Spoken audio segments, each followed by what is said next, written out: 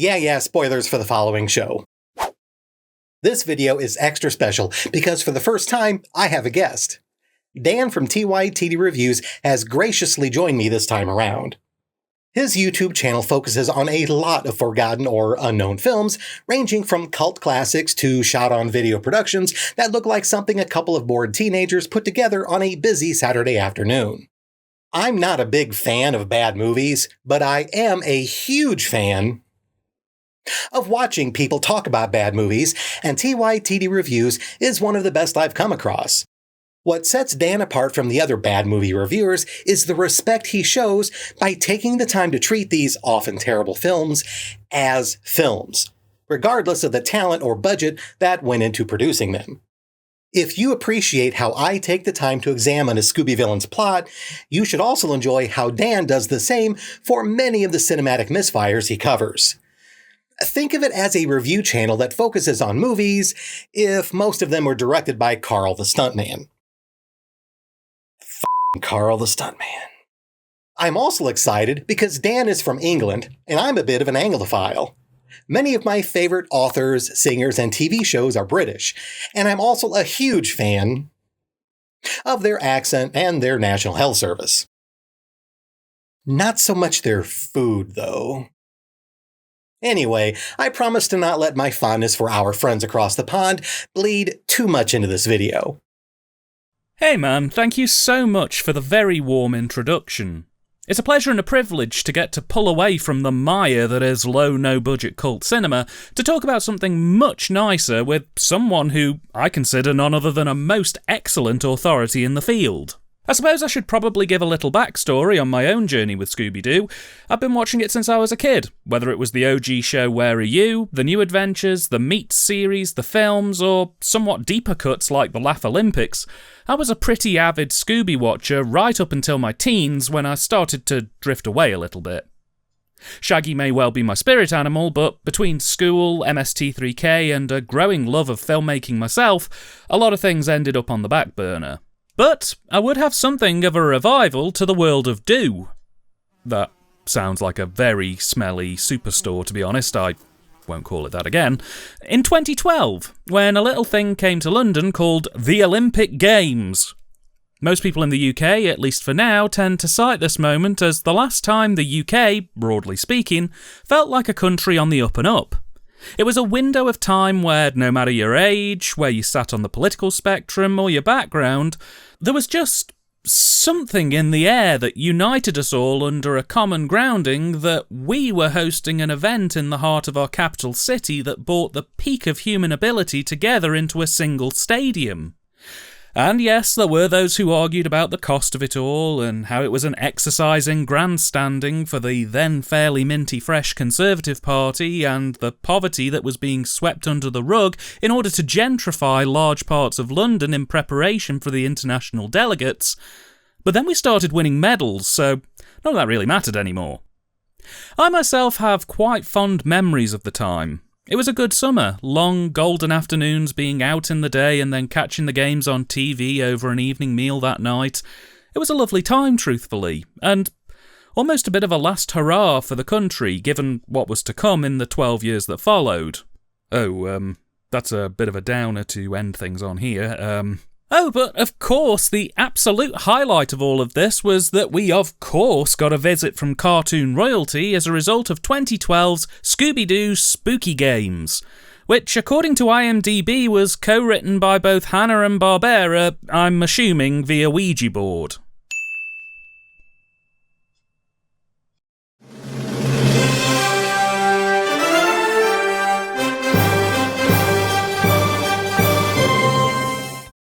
After unofficially breaking a world record in track and field, Shaggy is invited to compete in the 2012 London Olympics. Unfortunately for the would-be athlete, he's only able to run fast if he's being chased by a monster. Fortunately for the would-be athlete, an ancient giant statue of an Olympian from antiquity comes to life and attacks the games, providing Shaggy plenty of opportunities to set new records.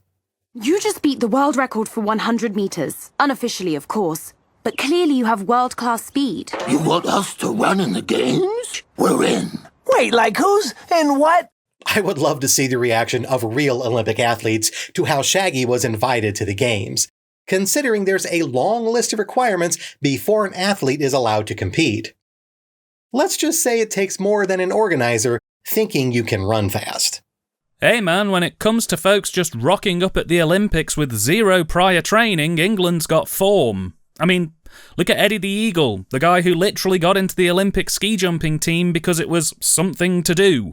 What I think would have been amazing would be the reaction of the other athletes to Shaggy's trainer being a literal anthropomorphic talking dog whose training involves materialising large trays of ready-cooked food from nowhere on command. I reckon at least 25% of the entrants would have thought they were about to fail a drug test and just quit on the spot for that.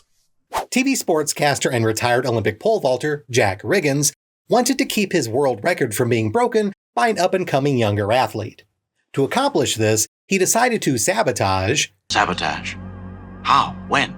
...the Games by running amok, disguised as a 20-foot-tall statue of the ancient Greek athlete Phortius. Hosting the Games is a once-in-a-lifetime event for London, so we went all out. For example, see that statue? Who is it? Phortius, champion of the very first Games. There wasn't really an actual Greek athlete named Phortius. The word Phortius comes from the motto of the modern Olympic Games, Citius, Altius, Fortius, which translates as faster, higher, stronger. Better, stronger, faster. I also think it's kind of fun and goofy that because the Olympic Rings logo is both copyrighted and trademarked and Warner didn't want to pay too much for this special, that whenever the rings appear on screen, they've conveniently been altered just enough to fall under a transformative work. Introducing the Olympic hexagons. That statue is thousands of years old. Gosh, I wonder who originally owned that statue and why it's in England now. I'm sure it was a voluntary donation. When we transported the Phortius statue from overseas, there were rumours it was cursed. The British never do seem to learn their lesson about curses when it comes to borrowing relics from other cultures. We're England. If there's one thing we do best, it's take other people's stuff and turn it into a thing called ours. I mean, just look at tea or tikka masala. This was never going to be a profitable scheme for the villain. Riggins was already long past his prime as an athlete and was now a presumably successful media personality. Any money or clout his career as an Olympian would have afforded him had to have been long exhausted. It's not like having his record broken would have bankrupted him or cost him his current job on television. If anything, sabotaging the Olympics could cost Riggins money. It's likely he was on special assignment in London to cover the Games, and if they were cancelled, unless his contract stated otherwise, he might have lost out on any bonus or premium pay during the event. Oh my gosh, it's Steve Looker! He's so cute! The athlete set to break Riggins' record is Steve Looker, who I can't help but notice looks a lot like how Caitlyn Jenner appeared back in the 1970s. Long before, they killed a lady in a traffic accident. He's also the best pole vaulter in the world, Fred. Pole vaulting, big deal. Fred makes a good point here, which further emphasizes how unhinged Riggins was with his plot. We're not talking football or basketball or even baseball, which at least here in the United States are considered the sexy sports. While successful Olympic athletes do enjoy their share of fame and sponsorships, usually their achievements involve either winning multiple gold medals or setting records in more popular events like running, swimming, or gymnastics. Even those of us who don't follow sports have heard of people like Usain Bolt, Carl Lewis, Michael Phelps, Mark Spitz, Nadia Comaneci, Simone Biles. How many of us could name a famous pole vaulter? Pole vaulting is the color guard of track and field. They deserve credit for having talent, but they're not exactly going to be taking any cheerleaders up the lookout point. So, is your girlfriend a big reader too, or are you single? Jesus Christ, Daphne. Thirsty much? Though considering what often occurs in the Olympic dorms during the Olympics, Fred may have had a reason to be cagey around Looker. I mean, hey, you put together the world's strongest, most flexible, built people all in one hotel and sparks are gonna fly, my friend. The amount of stories of broken beds in the Olympic Village is frankly impressive, but I wouldn't want to work housekeeping. There is, of course, a lot to be said about people who peaked early in their lives, and despite how successful they may have been in their later years, nothing will ever come close to the obsession many of them feel for their glory days, nor what they would be willing to do to protect what they consider to be their legacy. Most of us have known people like that. Hell, when I was a kid, I worked for a guy who built a literal shrine in his bakery devoted to how good he was coaching high school football. And I don't mean just a plaque on a wall, but a literal alcove in the dining area featuring awards, t-shirts, books, and newspaper articles. His family is even now trying to produce a self-financed documentary. Did I mention we're talking about high school football? And this happened in the 1970s? When it comes to ranking a villain with this much ego, the actual worth of the scheme must be weighed against the perceived worth of it by the bad guy. What most of us would consider a waste of time and effort, to the narcissist, a plot defending his legacy would be akin to breaking into Fort Knox. Now that I'm an athlete, maybe I shouldn't eat this, Scoob. You can't sleep on an empty stomach? That's coach talk. Why, good thinking, Coach! This is one of many examples of how Shaggy and Scooby are in a terrible codependent relationship. Replace submarine sandwiches with heroin, and they're basically Sid and Nancy. Team Jamaica likes me, man! Pass the dutchie on the left-hand side. Pass the dutchie on the left-hand side. There have been ego-driven plots before in the Scooby-Dooverse, most notably this guy. But what sets Riggins apart from someone like Carl the stuntman is how much the sportscaster had at stake. Carl was just a crew member on a movie set angry over not getting cast as the lead in the film he was working on. He gets caught, loses his job, and once he's out of prison, his career as a stuntman would be over because no insurance company would cover a film set that hired someone who tried destroying his last film set. But he could still find work as the muscle for anyone who needed any. Riggins, however, was a media personality, which meant he himself was the job. His face, voice, and charisma were inexorably linked to his career. If anything happened to tarnish his place in society, there would likely be little he could do to bounce back to his former glory. Thus, the stakes he faced if caught were incredibly high. Pass the dutchie on the left-hand side. This is all setting aside how disrupting a billion-dollar industry like the Olympics would result not only in a stretch in prison, but also financial ruin, as Riggins would be sued into oblivion once his actions came to light. Thus, while his scheme to protect his legacy by stopping the games seems to be nothing but risk to the ex-athlete, the fact that Riggins was willing to risk so much makes his plot that much more valuable. We better stick to him like glue. I'm on it.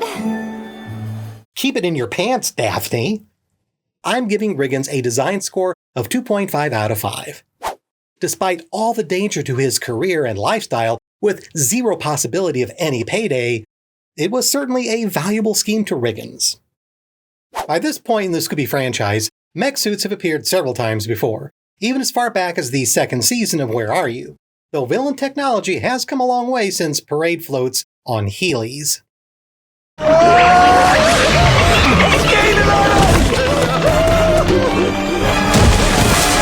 Now let's find out who this stingy imposter really is. Dean Richard! I don't usually discuss montage, flashback, or cold open villains who had no bearing on the main storyline, but honorable mention goes to Dean Richard for dressing up as Stingy, the university mascot seen in the pre-title sequence. His costume was somewhat original, as school mascots aren't a common occurrence in the Scooby-Dooverse. It also featured a flying effect that was certainly intimidating. I can't be the only one who finds stingrays creepy, right? Wow. I am shameless. As for the primary villain costumes, this may irritate some viewers who have questioned my choices of what constitutes a disguise in previous videos.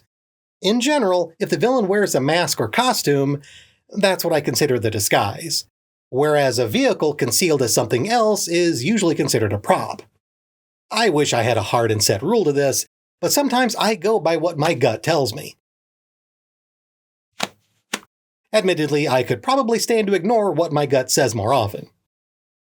In the case of the busybody housekeepers in the Addams Family episode, for example, I argue that their vulture-shaped helicopter was technically their disguise, as neither wore a traditional one. Not to mention, they signed their threatening letter as the Vulture. Contrast this with Temuka the Ghost Bull. I didn't consider that a costume, as most of the villains wore their own disguises, while merely using the flying machine as a means of conveyance, as well as a prop to further hide their operation behind a supernatural legend. In spooky games, the 40th statue will be considered the villain disguise for this analysis. This is not the first time a giant ghost or monster appeared in the Scooby-Doo universe, nor the first time that a statue has come to life. It's also not the first time that a villain's theme involved a Greek setting or the Olympic Games. Even setting aside previous uses in the franchise, a giant Greek sculpture coming to life was famously depicted in 1963's Jason and the Argonauts, animated by the legendary Ray Harryhausen. It's unlikely the producers of spooky games weren't influenced by that.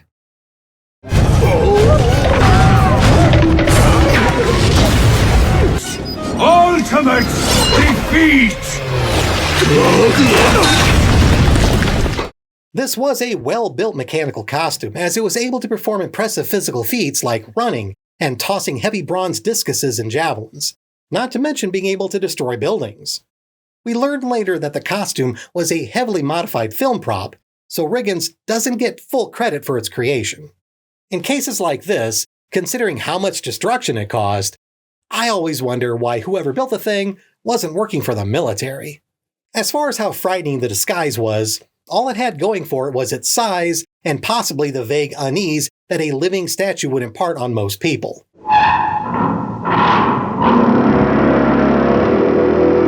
The design wasn't scary in and of itself. It's like running across a giant rhinoceros.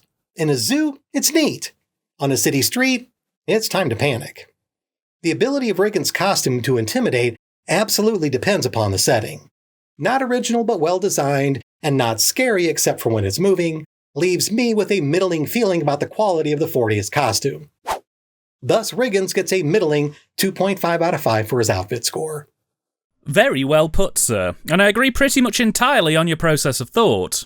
The only thing I'd add is the fact that the 40th statue is essentially a retrofitted animatronic of a character from a movie that Riggins starred in called Gladiatosaurus, a film starring a giant Roman armour-clad dinosaur wrecking up the place. It was a fun touch, and now I kinda want to watch Gladiatosaurus with a few of those giant trays of food Scoob can magic up. I would like to take a moment to thank my new Patreon members and apologize in advance if I mispronounce any names. Mandalore the New. Thank you, Mandalore the New. Maizan Nikoku. Thank you, Maizan Nikoku. Thank you to everyone helping support my channel. It absolutely means the world to me. If you'd like to help, there's a link to my Patreon page below, but please only join if you're comfortable doing so. New paid members get a personal thank you in the next regular video I upload after they join, as well as credits in each regular video for as long as they remain a paid member. Yeah, I took the monocle out. It was so much more trouble than it was worth. Riggins made several attempts to disrupt the games, starting with the first appearance of the 40th statue destroying much of the Olympic Village, followed by subsequent attacks on the stadium itself while athletes were performing. Maybe it's the wind. I don't want to be a shag, come on! He also directly targeted people with his attacks, easily racking up any number of attempted murder charges. Considering he literally collapsed buildings, it wouldn't be surprising if some of those weren't just attempts. I'm gonna take a closer look at the attack sites before they sweep away all the evidence. I'll search Steve's room for clues and stuff we have in common. Keep it in your pants, Daphne. Throughout much of the episode, Riggins seemed to be targeting Shaggy and Scooby directly, despite Looker being the actual focus of his scheme. Perhaps he felt it would be suspicious to only go after his rival, but this only accentuated just how dangerous and unhinged the sportscaster was that bystanders who had nothing to do with his revenge were also put in danger. What was Riggins' plan when it came to other pole vaulters in the world? Records aren't exclusively set at Olympic Games. Provided the rules are followed and appropriately officiated, anyone could technically set a world record anywhere in the world at any time. Does Riggin spend his days combing through hundreds of local newspapers covering high school and college sports, looking for the next up-and-coming pole vaulter so he can shadow their career and conveniently show up in a monster costume to keep them from beating his score? There were other ways he could have prevented his record from being broken. Riggins could have taken a page out of Tony Harding's playbook and paid a thug to kneecap Looker. If the ex-athlete was already willing to risk exposure by hiring what must have been expensive engineers to redesign his movie prop souvenir to look like a statue that would shortly be making the news, destroying one of the most widely televised events in the world, why not just find a guy willing to break someone's leg for a few $1,000s? Or bribe a lab official to replace Looker's pregame urine sample with one containing performance-enhancing drugs. The fact that Riggins was willing to literally murder innocent people just to keep his world record for an obscure sport few really cared about also makes it likely he cheated as an athlete. He probably already knew where to get his hands on the right stuff to slip into Looker's sample. Or, as this was 2012, he could have made a phone call to Lance Armstrong, who, at the time, would have doubtlessly been happy to empty his medicine cabinet. Riggins gets high marks for his determination and planning. So where did he fail? This is my lucky pole, Fred. I was saving it for the finals, but here, you can use it.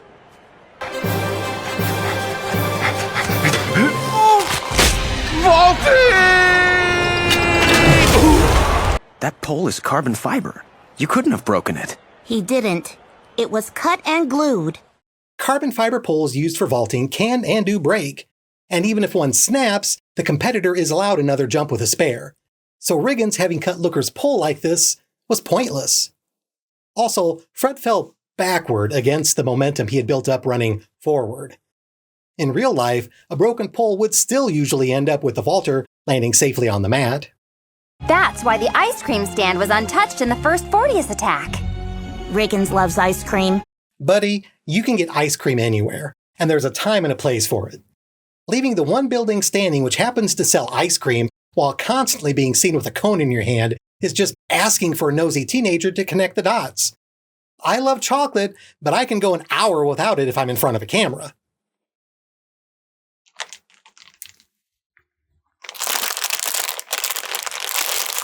Games Village has everything the athletes need to celebrate victory or ease the agony of defeat. False champions, feel the true agony of defeat!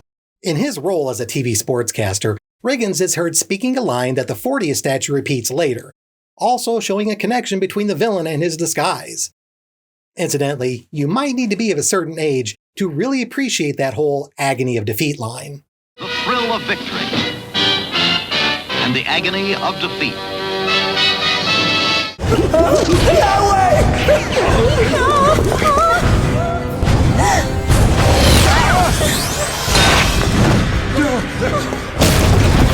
The London Stadium was specifically built for the 2012 Olympic Games, and while I'm sure there has to be sub-basements and drainage tunnels underneath it, would they be tall enough for the 40th statue to so easily run through them? Or have all those decorative stone heads above the entrances? Even if the stadium had been built over existing centuries-old catacombs, they couldn't possibly be that large, could they? Riggins had the exoskeleton outfitted to match the 40th statue for the games, and he hid the real statue in the tunnels under the stadium. I'm not convinced that Riggins needed to chase the teenagers in the tunnels. While they stumbled onto the location where he hid the real statue, so what? If they left to report the statue's location to the police, Riggins could have simply dragged it to somewhere else in the tunnels. When the authorities arrived and found nothing, they would have less reason to believe the gang later on if they started pointing out other clues. Worse, by appearing there as the living 40th statue, Riggins ran the risk of both the original and the fake being seen at the same time by witnesses, easily showing that the moving one was not genuine. Finally, kudos to Riggins for how calculating he was when interacting with Looker. As a sportscaster, he could have kept his interactions with the younger athlete detached but professional, treating him like any other interviewee. Instead, Riggins went out of his way to encourage his rival with words of support, making the eventual betrayal much more stinging to Looker.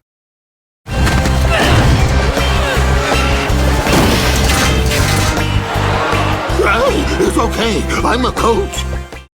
I was about to go on a rant questioning where in the hell Scooby got his own 40th costume, but then remembered that he and Shaggy regularly pull full disguises and props out of literally nowhere when being chased by monsters. Obviously, whatever interdimensional faefolk conjure all those miscellaneous outfits must have been able to quickly whip up a 40th costume for Scooby. I won't question if Scooby built his 40th statue from scratch or retrofitted another Gladiatosaurus animatronic, but if he did do the latter, I'd have to question if this was an inside job.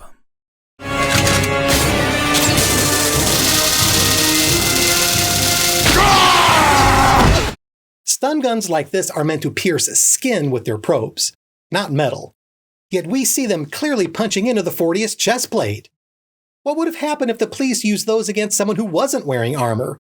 Like just a regular person. It'd be like shooting them with a grappling gun. Non-lethal force my ass. Riggins performed a lot of prep work and ruthlessly carried out his plan. But he also managed to screw up with unnecessary distractions and other misguided attempts on the life of his victim. Regardless, I'm still giving him a 4 out of 5 for his operation. Not only was he willing to murder for a pointless legacy, he was stone cold when it came to it. This leaves Jack Riggins and his giant Olympic statue monster with a final due score of 3 out of 5. Broadly speaking, given it's been nearly 15 years since I last consciously sat down to watch a piece of Scooby-Doo related media, I thought that Spooky Games was altogether good fun. Was it a classic of the franchise? Not particularly, but it did hit all of the Doo tropes. It had a solid level of self-awareness to it that I personally quite enjoyed. I thought it kept a decent pace in terms of scripting, it threw enough curveballs into the mix that your average casual viewer like me felt that there could be multiple suspects right up until about the middle of the second act. I thought the dialogue was well handled and would likely hold the target audience's attention. At 24 minutes, it's zippy, it has a lovely postmodern self-awareness to it. Having only seen a handful of post-2000 Scooby-Doo projects, I found it can be a little hit and miss depending on who's at the helm.